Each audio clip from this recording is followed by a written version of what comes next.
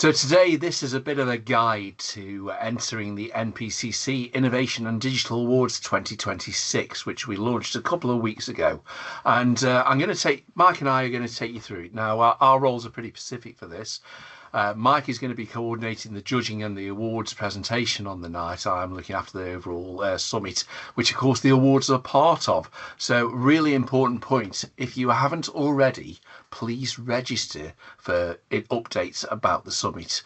We're actually making decisions today about the delegate registration tooling, and so we'll be launching the registration in the next few weeks. But to be the first to get your name down to come, scan the QR code, head over to the PDS website and register your details so you can get any updates for being involved in the overall summit, which of course includes the awards. Mike, this is the third time we've run the awards, isn't it? But the second time we're going to have an in-person awards night. But perhaps let's start with some reflections from last year and some of the comments we had from our key police sponsors. Thank you, Dave, and hi, everyone. Yeah, this is, as you rightly say, this will be the second time that we're actually having it in person. And I think if I look back on the last event, it was an absolute honor to be part of the actual event itself, to see the way that people felt and reacted just by being recognized and getting to that position of being a finalist and also obviously winning the categories. It really highlighted to me that, this is an event for those folk who more often than not do so much above and beyond what their day job is to create, to develop and to deploy new ways of working. And they don't get a chance to actually get that recognition. So, and as you can see from the comments there from both Chief Constable Carden and Chief Constable Vaughan, that they're impressed by the creativity, as I was. It's a massive opportunity to celebrate innovation with policing and to really recognise those who are at the real front of it, trying to make it happen. So it is a great honour, and I'm really pleased and honoured to be able to be involved with it this year as well. And Mike, last year we had 8 categories and we've made some changes to the existing categories and had some new ones on this year. So perhaps you could take us through the categories this year. Absolutely. So, as you rightly said, we have those 8 categories that we had from last year. So we're looking at that excellence in innovation, in cybersecurity. We're looking for that productivity and value, collaboration. And just on that, if I can very quickly, Dave, on that point of collaboration, what we're looking for in that category is where people have gone above and beyond to collaborate in creating, developing and producing the product and actually getting other organizations, forces or colleagues involved. If it's part and parcel of your role or the project to be a collaborative piece, then that's all well and good. But we're looking for those pieces that are really pushing the boundaries. We've got a great one for me. Very happy to see that L&D is there again as well. We've tweaked the diversity one to include well-being as well. So we want to ensure that all opportunities around diversity, equity and inclusion are incorporated in there. The new ones that we've got, one that was actually awarded last year but was part of the main summit, and we're bringing it into the awards, is that resilience in innovation. So we're looking for those individuals and those teams who have fallen down and got back up and learnt from their mistakes and continue to push the boundaries. I think that's hugely important in technology today. It's all about how we learn from where things go wrong and how we can improve based on those learnings. Importantly on that one as well, Michael, we're looking for people who shared things that have gone wrong and want to learn from them, not just that they've done it wrong and kept it to themselves. Absolutely. I think, if we, and you've seen it, Dave, with some of the events that we've done here on the webinar and other workshops, when people have showcased what they've been doing and how they've done it, some of the big lessons have been, where did it go wrong and how did they overcome it? And that will then help policing overall learn from the challenges and opportunities that others have experienced. We then also have a new category around data. It's hugely important that we bring data into the fold because it is part of the digital data and technology portfolio. We have the ambassador and leader of the year as well. So overall, it's still celebrating the core areas that we looked at last year, but incorporating those areas around innovation, data, and well-being. And Mike, I'm just looking at the list of people who joined us today live, and we're getting a lot of interest from people about who can be nominated. So perhaps we can have a little bit of a focus on who the awards are for. Perfect. And a lot of this information is also on the website, so you can have a look at it um, from there too. And obviously, if you have any further questions, please reach out to both Dave and myself. So that top point there, we're looking at a nomination can be for a team, a group, or an individual who are employed directly by an NPCC organization or a part of an organization outsourced IT provider. I think the huge thing to remember about these awards is that they are for policing. And we genuinely understand that there and appreciate there are some fantastic innovative ideas and opportunities being worked on in collaboration, not just with a police force, but with an external supplier.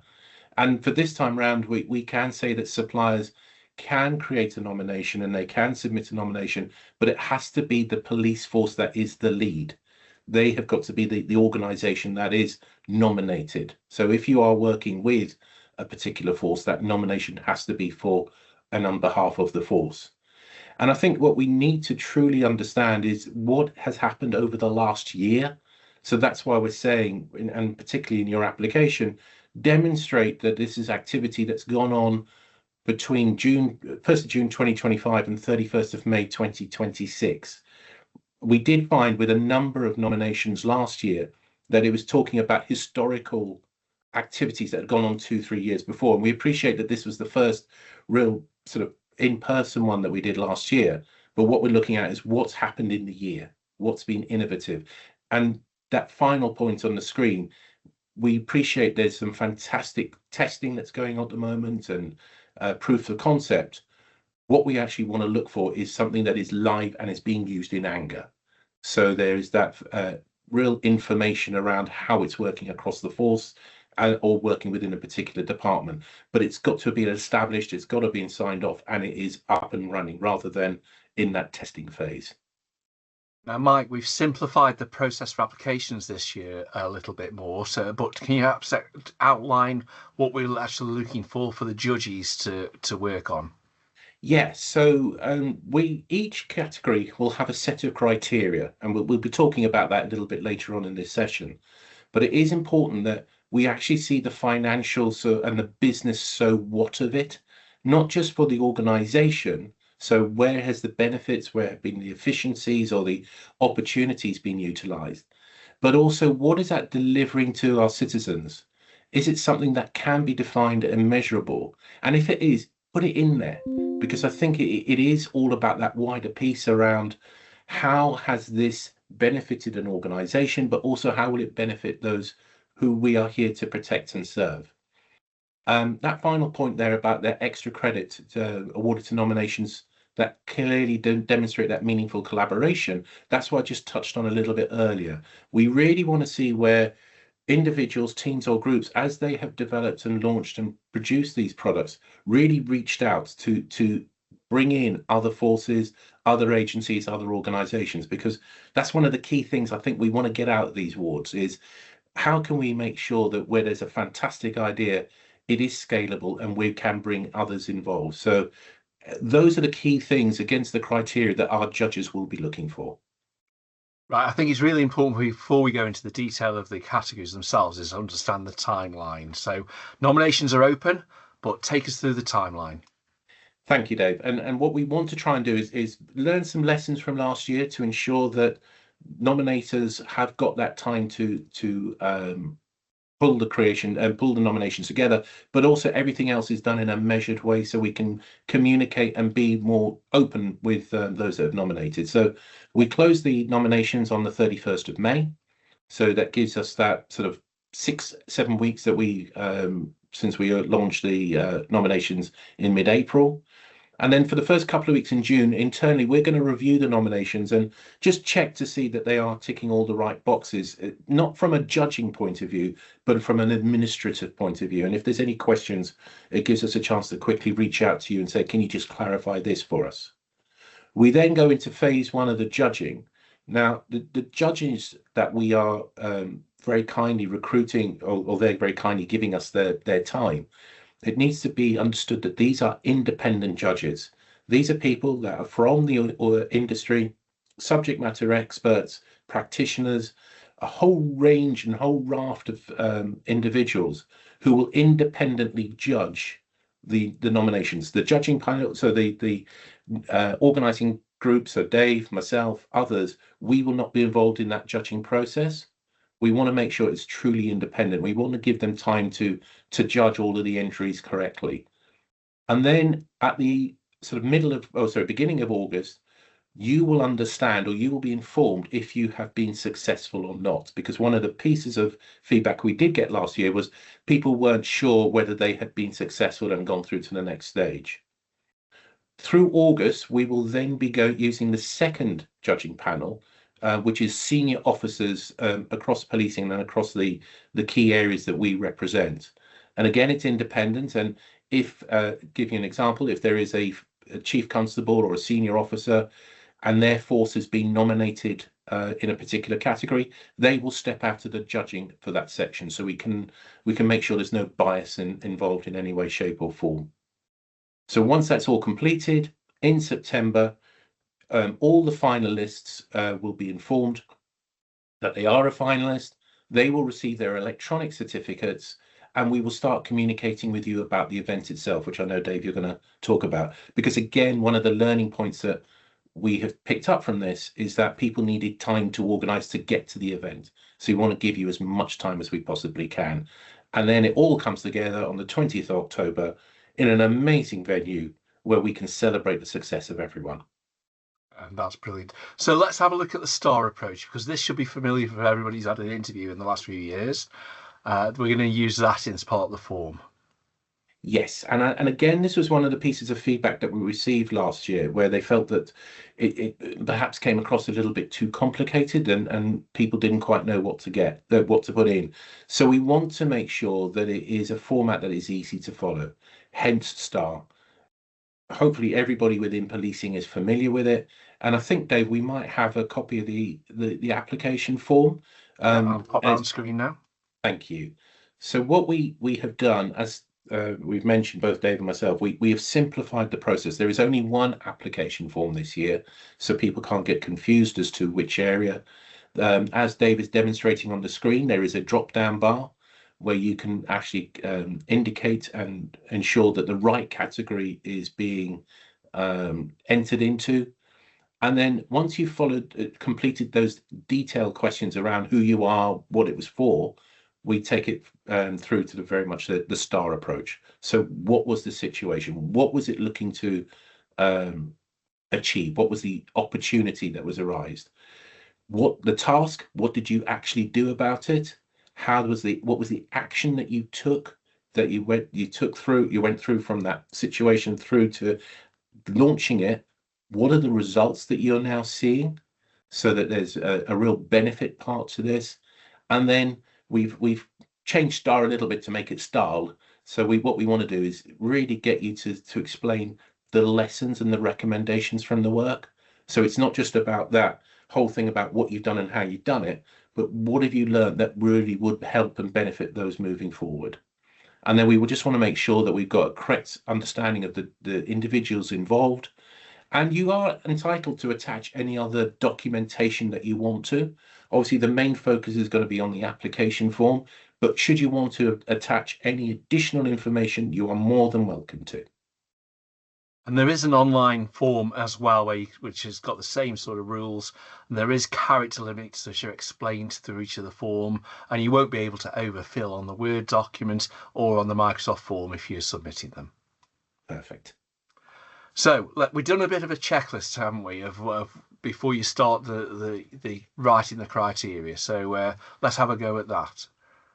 So with regards to the checklist, and just to inform all of you that we are going to be recording some like 2-3 minute videos that's going to be up on the website next week, which will just go through in a little bit more detail. So I'm going to canter through these areas, and these are some of the observations that we had from judges from last year that they felt was missing. and also questions that have come up from sort of people who have nominated to say, what could I do better to ensure that I have a better chance? Now, there's no guarantee that you're going to be successful if you follow every one, but I think what it will do is really enhance your application. So if we go on to the first one, Dave, please, is have you entered the correct category? This may seem like common sense, but you'd be surprised at the number of nominations that we had that didn't actually fit into the category that they said they'd put it through. So just read those category definitions carefully, and ensure that your nomination does meet the information stated on the site. It's just a simple administrative task that you just need to make sure you've got correct before and also at the end when you're checking over your result. And try and avoid that temptation to shoehorn something into a nomination to a category. Again, that was something that we found, because you have to ultimately meet all of the criteria. The judges will be reviewing those nominations against the criteria, and what that will do is ensure particularly that consistent approach to judging, where we have got SMEs from different areas and different capabilities. We want to make sure that the criteria is met, and it makes sure that the nominators cover all of the key points in their entry. So we're looking at making sure that you do that sort of administrative accuracy before we actually get into some of the other areas, Dave. Okay, no problem. And the so what is the really important part of this, isn't it? Absolutely. I am sure there are events or sorry, activities and projects that people could turn and say, maybe it's a little bit of a legacy thing. Someone has come in and introduced, and it'll show them well in a good light, but then it sort of stops there. The real so what is the benefit to policing? What is the benefit to the victims of crime? And what ultimately will benefit us as a sector in looking at how we can scale it forward? And does your nomination clearly state what the so what of it is? And how does it take that use of digital data and technology within policing forward? Because that's what we're looking for. It's that innovative way that we can all work better together. And the important thing is when we all do this, when we're very close to a project, sometimes we use acronyms, language, and we make assumptions of people's knowledge. And this is going to be a really important point in terms of the judging, isn't it? Absolutely. And it's so key, because what might be so clear and plain to you because you live and breathe it every day, someone who is reading this application or your nomination cold will not understand what that acronym is. They won't understand what that abbreviation is. There might be local jargon that you use within your force that isn't understood elsewhere. So a really big tip, and I know some nominations did do this, is get someone who is completely away from this particular project, who doesn't know what you're going to be talking about.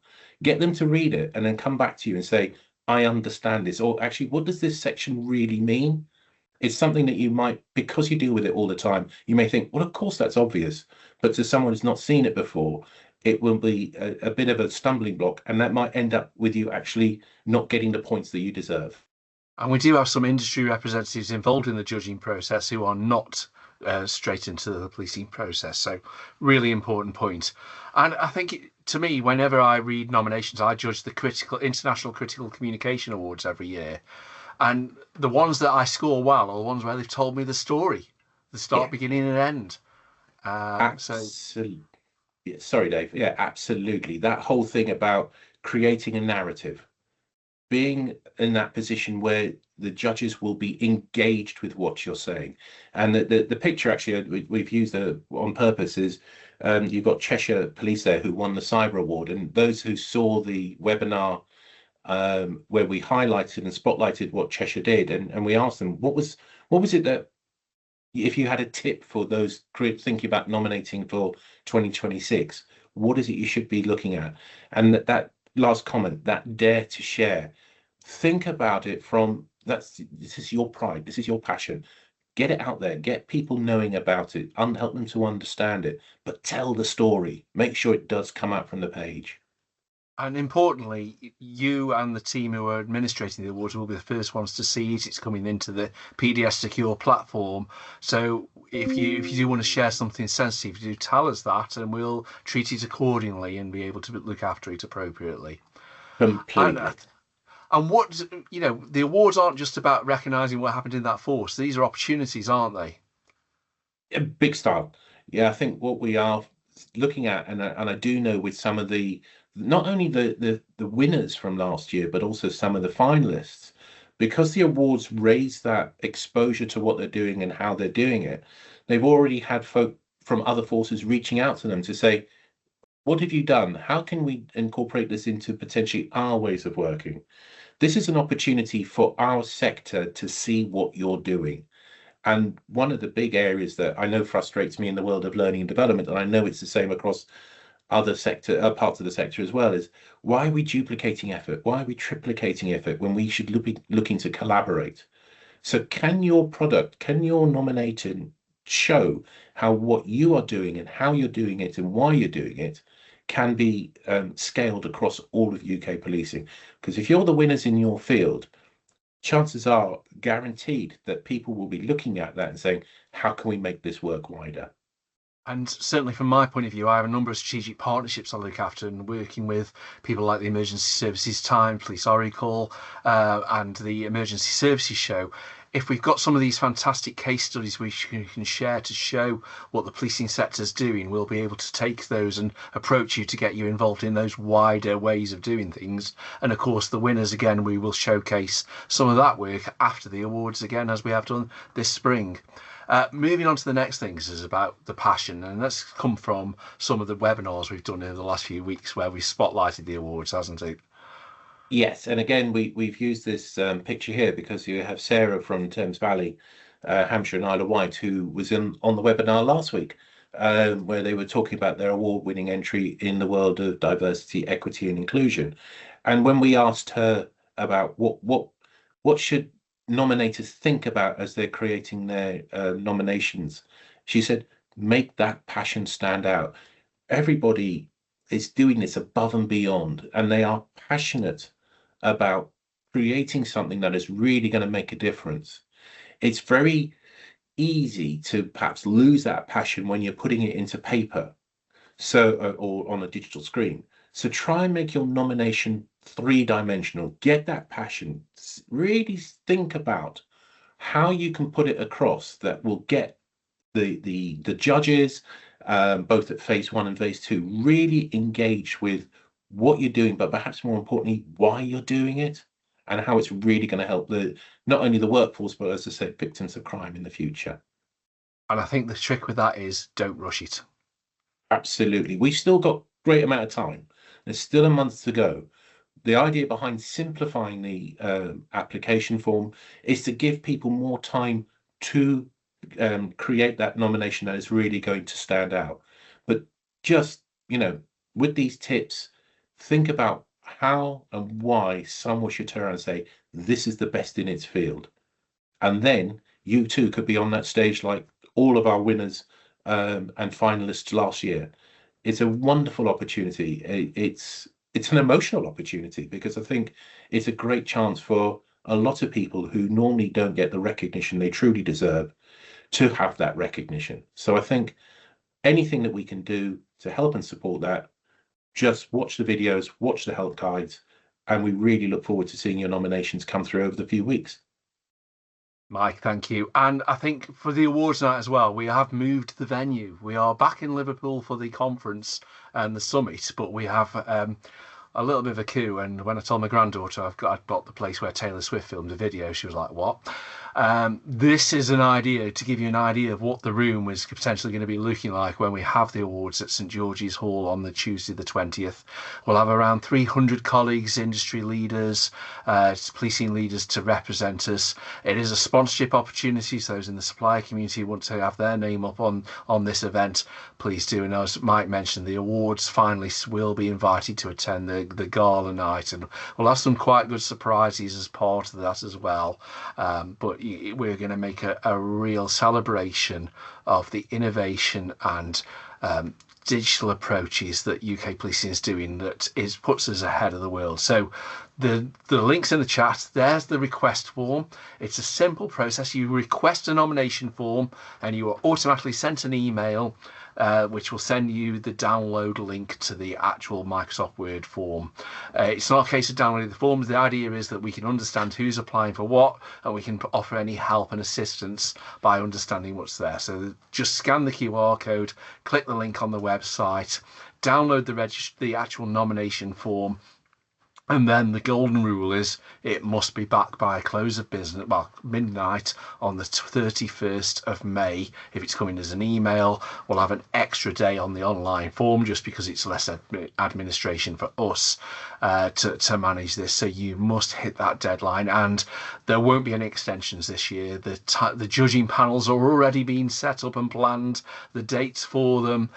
We won't be able to push this back because from my point of view, the logistics of putting an event like this off are challenging, and we've already got dates that the awards will go off to the engravers planned out. So we've got quite a battle rhythm to get in there. So please do make sure that you achieve that deadline. But we've got a countdown clock on the PDS website, so you can see it when you got to go. That's the PDS website. Click the form there. You've got 32 days and 12 hours to go. Plenty of time to get this involved and make this thing.